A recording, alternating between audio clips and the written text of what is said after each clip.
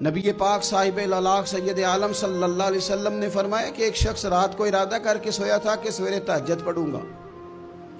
ایک تو وہ ہے جس کا ارادہ ہی کوئی نہیں، فجر پڑھنے کا بھی ارادہ ہی نہیں، سرے سے پروگرام ہی نہیں۔ اس کو پتہ چل گیا کہ ڈاکٹر نے کہا تھا 7-8 گھنٹے سونا ہے، تو اب وہ ٹائم دیکھ رہا ہے 2 بجے سو رہا ہوں، 10 بجے اٹھ جاؤں گا۔ اس کی بیچ میں نیند ہے، صحت ہے، ڈاکٹر کی تنبیہ ہے، پر فجر تو شامل ہی نہیں۔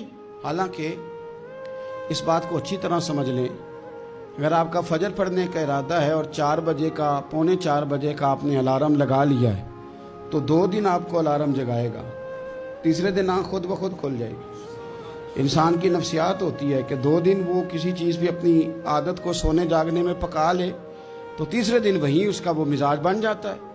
تو اگر نیت ہی نہیں، ارادہ ہی نہیں، پروگرام ہی نہیں، تو کیسے آنکھ کھلے گی؟ بلکہ پھر تو یہ ہوتا ہے کئی دفعہ آنکھ کھل بھی جاتی ہے، بندے اٹھ بھی جاتے ہیں پر اٹھتے ہی نہیں، نماز کا وضو ہی نہیں کرتے، آگے بڑھتے ہی نہیں، ہمت ہی نہیں کرتے۔ لیکن حضور کیا فرما رہے ہیں؟ کریم محبوب علیہ السلام فرمانے لگے جس کا تہجد پڑھنے کا ارادہ تھا لیکن نیند غالب آ گئی، اٹھ نہیں سکا۔ حضور فرماتے ہیں نیند تو اب اس نے پوری کر ہی لی ہے نا، پر ارادہ تھا تہجد پڑھنے کا۔ تو محبوب فرماتے ہیں نیند رب کی طرف سے صدقہ ہو گئی اور تہجد کا بھی اللہ نے ثواب عطا فرما دیا۔ ارادے صاف کرے، پکے کرے، نیتیں کھری رکھے، نیت صاف رکھے، اخلاص پیدا کرے، تو پھر تو گھر میں بیٹھے بیٹھے بڑی نیکیوں کا ثواب ملتا ہے۔ پھر تو اپنے گھر کے اندر موجود رہنے پر بھی اسے بڑے بڑے لمبے سفروں کا ثواب ملتا ہے۔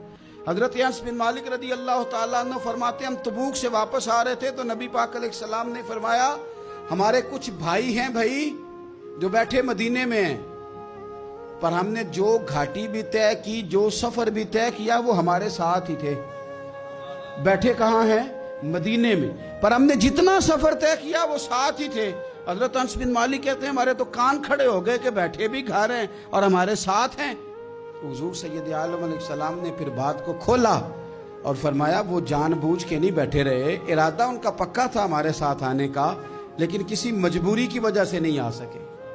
کوئی بیماری نے آ لیا تو نہیں آ سکے، چونکہ وہ مجبوری کی وجہ سے نہیں آ سکے، آ نہیں سکے، لیکن رب کریم نے ہم جس سفر سے گزرے ہیں اس کا اجر انہیں عطا فرمایا ہے۔ ثواب میں، اجر میں وہ برابر کے شریک ہیں، چونکہ ان کا ارادہ پورا تھا، پروگرام پکا تھا، وہ آنا چاہ رہے۔